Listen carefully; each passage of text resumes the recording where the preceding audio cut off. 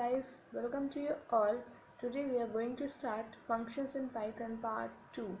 It means in the last video of functions, Python functions के last video में हमने देखा था कि functions किस तरीके से create करने हैं, functions होते क्या हैं and हम functions क्यों बनाते हैं. हमने काफ़ी इसके real life example देखे थे. आज हम functions के बारे में कुछ आगे और चीज़ें पढ़ने वाले हैं, like फंक्शंस कितने टाइप के होते हैं, फिर फंक्शंस के arguments, parameters and all this. तो देखते हैं आज का हमारा ऑब्जेक्टिव क्या है. So this is all today's objective. आज का हमारा ऑब्जेक्टिव ये है, फंक्शंस के टाइप पढ़ेंगे पहले हम, then scope and life time of variables, then types of arguments and parameters. Today's objective is all these 3 objective of today. आज इन तीनों टॉपिक्स पे हम फोकस करेंगे. पहले आते हैं अपनी फर्स्ट टॉपिक पे, types of functions. So here you can see that types of functions, हमारे पास फंक्शंस दो तरीके से होते हैं, बिल्ट इन फंक्शन और यूजर डिफाइंड फंक्शंस. एक चीज़ आपको मैं क्लियर कर दूं कि फंक्शंस हमने पढ़े थे, तो फंक्शंस क्यों चाहिए होते हैं हमें, फंक्शंस होते क्या हैं, वो हमने फर्स्ट वीडियो में पढ़े थे फंक्शंस के. अगर आपको वो तब कुछ क्लियर ना हुआ हो तो आप उस टॉपिक को आज फिर से क्लियर कर सकते हो. अदरवाइज आपको लिंक डिस्क्रिप्शन में दिया है मैंने, आप वहाँ जाके फंक्शंस की वो वीडियो दोबारा से देख सकते हो. इस वीडियो को समझने के लिए इम्पॉर्टेंट ये है कि आपको पहले वाली वीडियो की एक बेसिक नॉलेज होनी चाहिए ताकि आपको ये ढंग से समझ में आ जाए. सो फंक्शंस क्या होते हैं? फंक्शंस वो होते हैं जो कि जिन्हें हमने कोई स्पेसिफाइड वर्क दिया होता है, कोई काम अलॉट किया होता है, पर्टिकुलर काम दिया होता है वो काम करने के लिए. दीज आर द फंक्शंस जो कि एक साथ ग्रुप होकर वर्क करते हैं. देन फंक्शंस हमारे होते हैं दो टाइप के, built in function and user defined functions. आपको मैंने फर्स्ट वीडियो में बताया था यूजर डिफाइंड फंक्शंस के बारे में कि हमने कैसे क्रिएट किया था. बिल्ट इन फंक्शंस का मतलब क्या होता है, ये फंक्शंस हमारे पास पहले से बने बनाए होते हैं, हम इन्हें बस यूज़ करते हैं. We will just use them. Like range function का हम यूज़ करते हैं, हम डेट एंड टाइम का यूज़ करते हैं, हमने प्रिंट का यूज़ किया है. कुछ इस तरह की चीज़ें हैं जो कि बिल्ट इन है, यानी कि वो पहले से बनी हुई हैं, हम उन्हें बस यूज़ करते हैं. फिर यूजर डिफाइंड फंक्शंस वो फंक्शंस होते हैं जिन्हें हम अपने अकॉर्डिंग डिज़ाइन करते हैं. अगर मैं चाहती हूँ मुझे प्रिंट कराना है लोगों के नाम, कुछ लोगों के नाम प्रिंट कराने हैं, just by writing the single click, just by doing a single click लोगों के नाम प्रिंट हो किया जाए, तो उसके लिए मैं अगर फंक्शन बनाना चाहती हूँ तो I can make for that. क्योंकि हमें डिपेंड करता है ना कि ज़रूरी थोड़ी है कि हमारे पास पाइथन में हर तरह की फंक्शंस अवेलेबल है जो हम चाहें. इसलिए यहाँ पे ऑप्शन है खुद क्रिएट करने का. ये ऑप्शन हर लैंग्वेजेस में होता है, बट यहाँ पे क्रिएट करना फंक्शंस को बहुत ईजी हो जाता है. सो फंक्शंस कितने तरह के होते हैं? फंक्शंस होते हैं दो तरह के, user defined and built in functions. So ये टाइप्स ऑफ फंक्शंस में था.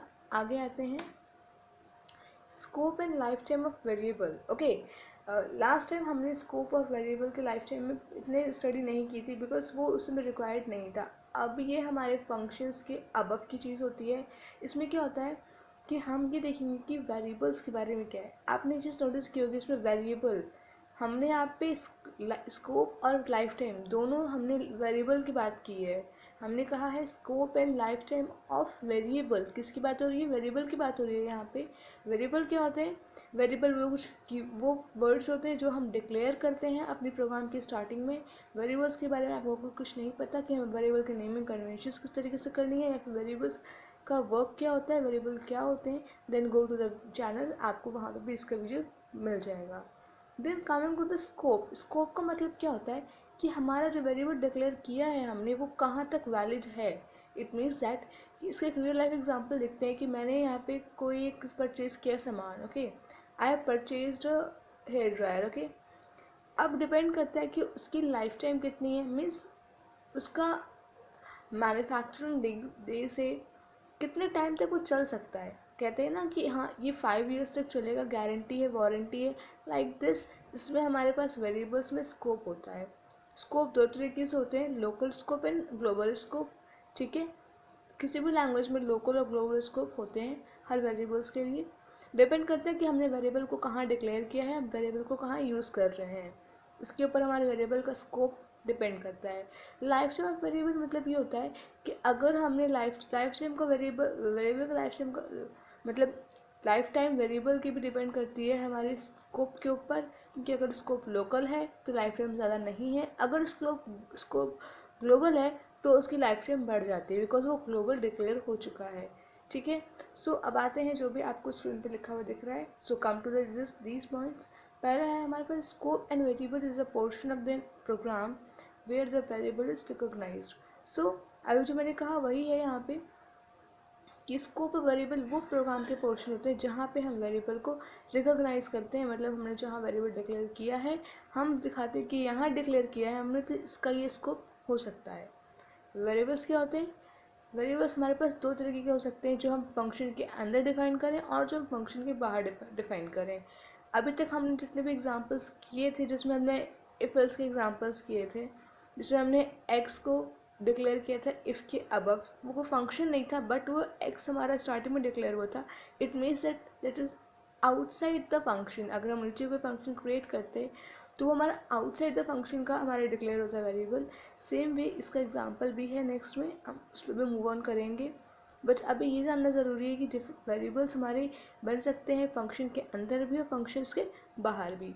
जो हमारे फंक्शन के अंदर बनते हैं उनका होता है लोकल स्कोप, जो हमारे फंक्शंस के बाहर बनते हैं उनका होता है ग्लोबल स्कोप। फंक्शन के अंदर है तो लोकल इसलिए बिकॉज वो फंक्शंस के अंदर ही सीमित रहेंगे, उनका काम उसी के अंदर होगा, उसके बाहर उसकी कोई वैल्यू अगर होती है तो वो उसे वो एफिशिएंटली नहीं मानेगा। ठीक है, इसका एक example I will show you. So life time क्या होता है? वो पीरियड होता है जहाँ तक वो वेरिएबल की मेमोरी चल सकती है। ठीक है, हमारे पास लाइफ टाइम ऑफ वेरिएबल हमारा फंक्शन जितना एग्जीक्यूट होगा उसके ऊपर भी डिपेंड करता है। So coming to the example, ये है हमारा example of functions inside a function and outside a function. So आपको दिख रहा होगा स्क्रीन पे कि यहाँ मैंने फंक्शन बनाया है एम वाई के नाम से। यहाँ मैंने फंक्शन क्रिएट किया है एम वाई, देन मैंने फंक्शन के अंदर डिक्लेयर की है एक एक्स की value x equals to 10। I have declared x equals to 10। मैंने एक वेरिएबल बनाया एक्स जिसे मैंने 10 वैल्यू स्टोर की है। देन मैंने प्रिंट कर दिया value of x inside a function and comma लिख के मैंने एक्स लिख दिया, वहाँ मेरी एक्स की वैल्यू प्रिंट होकर आ जाएगी।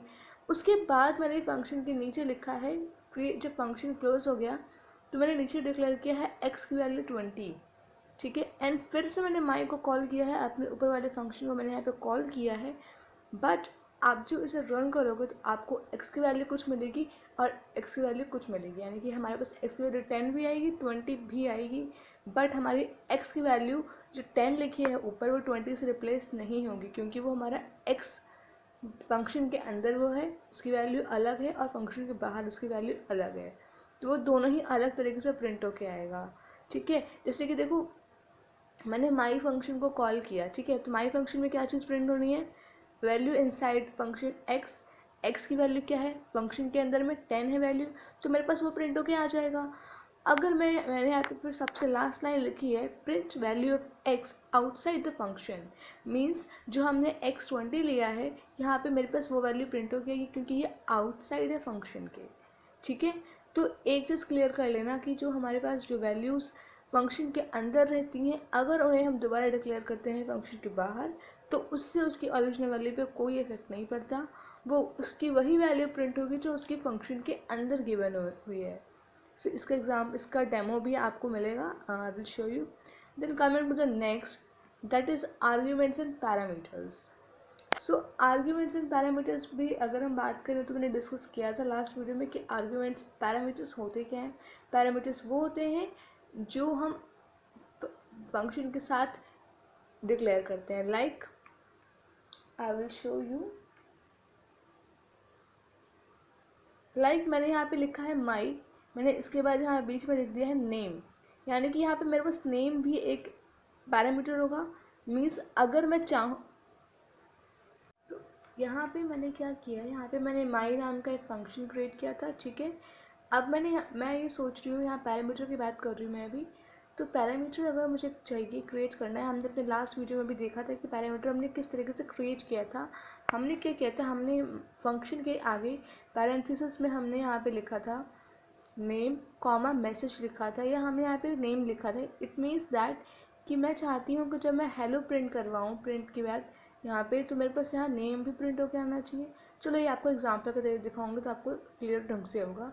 सो coming to the next, arguments and parameters. Arguments और पैरामीटर्स होते क्या हैं?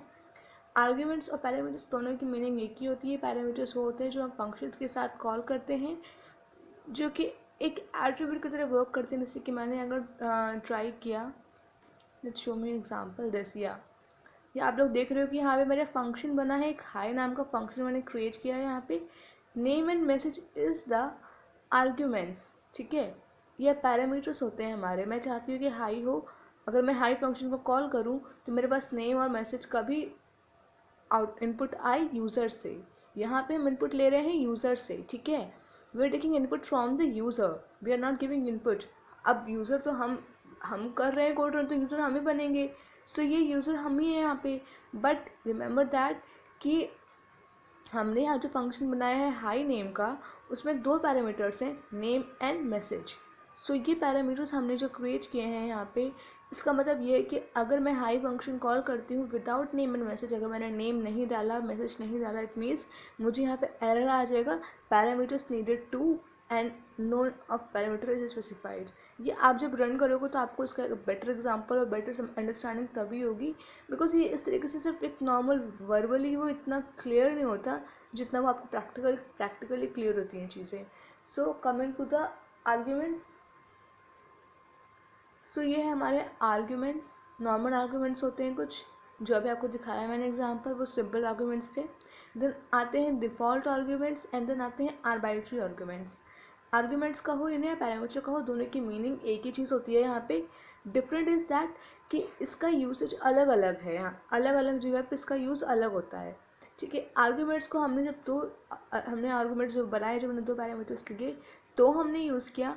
डिफ़ॉल्ट आर्ग्यूमेंट में हम क्या करते हैं, यहाँ पे हमारे पास कुछ सेट ऑफ वैल्यूज़ सेट हो जाती हैं कि अगर हमने हेलो प्रिंट कराया तो मेरे पास मैसेज प्रिंट होकर ये आना चाहिए, ठीक है। आर्बिट्री में क्या होता है, हमें पता नहीं होता कि हमें कितने नंबर ऑफ वैल्यूज़ आ सकती हैं हमारे पास। लाइक हमें ये नहीं पता कि for example I am taking example for industry, कि कोई किसी इंडस्ट्री में कोई एंटर करता है, लाइक आपकी इंडस्ट्रियल विजिट होती है, कहीं पे आप जाते हो, वहीं पे तो आप गए, आपकी एंट्री होनी स्टार्ट हुई, उन्हें नहीं पता कि कितने नंबर ऑफ स्टूडेंट्स आने वाले हैं, उन्हें नहीं पता।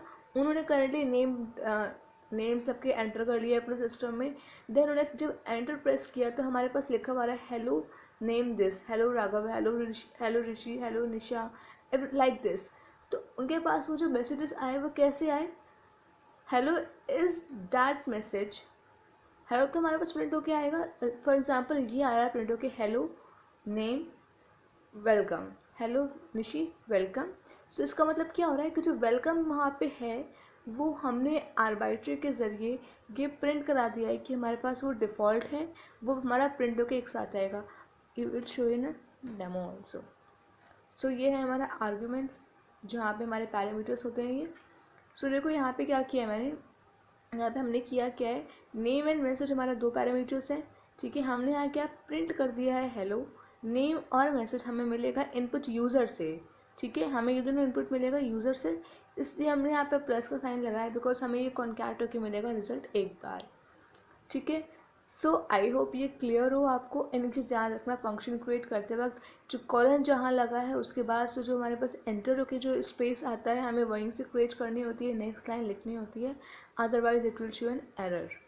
सो हमारे आते हैं नेक्स्ट डिफ़ॉल्ट आर्ग्यूमेंट्स। इसमें क्या करते हैं हम आर्ग्यूमेंट को सेट कर देते हैं कि अगर ये नेम प्रिंट हो रहा है, कोई अगर नेम डाल रहा है तो उसको एक मैसेज मिलेगा कंप्लीट योर टास्क, ठीक है। फॉर एग्जाम्पल मैंने लिखा निशी प्लस नेम, मीन्स मैंने निशी लिख दिया, यहाँ पे मैंने निशी लिख दिया, hello Nishi complete your task, hello Raghav complete your task. This type of output you will get after using this.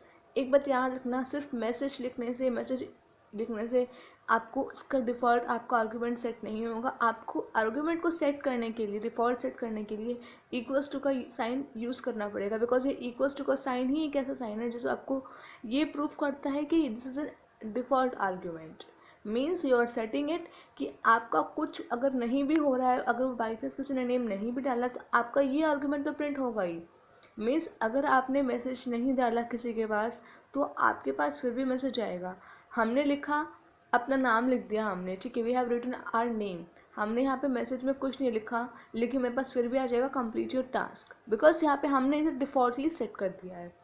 हम कहते हैं ना डिफ़ॉल्ट हमारे पास हम जब भी अपने माइक्रोसॉफ्ट वर्ड की बात करें, अगर हम जब भी वर्ड खोलते हैं तो उसमें डिफ़ॉल्ट कुछ फ़ॉन्ट सेट होता है, ठीक है। हमें वर्क करना होता है अगर टाइम्स न्यू रोमन पे, तो हमारा वो हमें सिर्फ सेट करना पड़ता है, हमें जो यूज़ करना पड़ता है। लेकिन ऐसा तो नहीं है ना कि हमारे पास कुछ वैल्यू सेट नहीं होती है, कोई फॉन्ट वैल्यू सेट नहीं होती है सेट। डिफ़ॉल्टली हमारी कैलिबरी वैल्यू सेट होती है। इट मीन्स दैट कि वो डिफ़ॉल्ट वैल्यू सेट हो गई है वहाँ, कि जब यूज़र अपने अकॉर्डिंग कुछ अगर सेट करेगा तो वो लिस्ट में सेट करेगा, अदरवाइज यहाँ पे कैलिबरी रहेगा।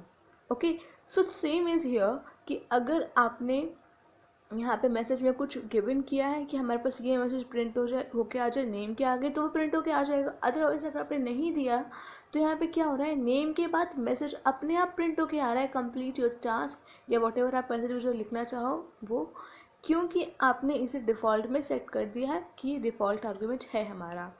सो हमारा ये है default argument. Then coming to the next arbitrary arguments. इसमें क्या करते हैं, हमें इसमें पता नहीं होता हमारे पास कितने नंबर ऑफ हमारे पास वैल्यूज़ पास होने वाली है, तो हम एस्ट्रिक का यूज़ करते हैं और कुछ इस तरीके से अपने नेम्स को प्रिंट कराते हैं। मैंने कहा अभी आपको कि अगर मैं चाहती हूँ कि कहीं लिस्ट ऑफ नंबर्स ऑफ हमारे पास लोगों के नाम आए और हम उन्हें ग्रीट करना चाहते हैं, ग्रीट करना मीन्स हम उन्हें वेलकम करना चाहते हैं। So how we can do that, हमने यहाँ बनाया एक फंक्शन डेफ एन ए नाम का फंक्शन बनाया हमने लिख दिया नेम्स एस्ट्रिक। एक बात याद रखना कि अगर आपको आर्बिट्री आर्गूमेंट्स कभी क्रिएट करने होंगे तो ये ज़रूरी है कि यहाँ पे हम ये एस्ट्रिक वाला मार्क पहले लगाएं, ताकि ये शो हो कि हमारा ये आर्बिट्री आर्गूमेंट है। जब हमने ये देखा था कि हमारे पास वो आर्गूमेंट हमारे डिफ़ॉल्ट सेट कर रहे थे, तो हमारे लिए असाइनमेंट ऑपरेटर ज़रूरी था। अब हमारे पास आर्बिट्री आर्गूमेंट्स के लिए एस्ट्रिक साइन ज़रूरी है, ताकि ये शो करने के लिए ये आर्गूमेंट सिंपल या नॉर्मल नहीं है, ये आर्बिट्री है। क्योंकि अगर हम ये एस्ट्रिक नहीं लगाएंगे तो हमारे ये नॉर्मल आर्गूमेंट की तरह ट्रीट हो जाएगा। लाइक जैसे फर्स्ट में हुआ था जहाँ पे हमने सिर्फ नॉर्मल आर्गूमेंट्स लिए थे, यहाँ पे हमारे पास वो नहीं केस है, यहाँ हम उसे आर्बिट्री की तरह यूज़ कर रहे हैं, तो हमें यहाँ पे एस्ट्रिक लगाना मस्ट होता है।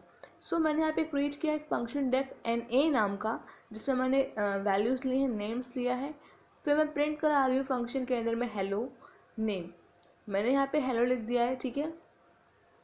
मैंने एक फंक्शन इसमें देखा, मैंने यहाँ पे एन ए लिखा, फिर मैंने नेम उसमें काफ़ी सारे नाम्स लिख दिए कॉमा के अंदर में, ठीक है। मेरे पास मैंने एंटर की प्रेस किया, मेरे पास उन लोगों के नेम आ गए हेलो के साथ, hello Shubhi, hello Nisha, hello Raghav, hello Kirti, like this हमारे पास वो नाम प्रिंट होके आ गए।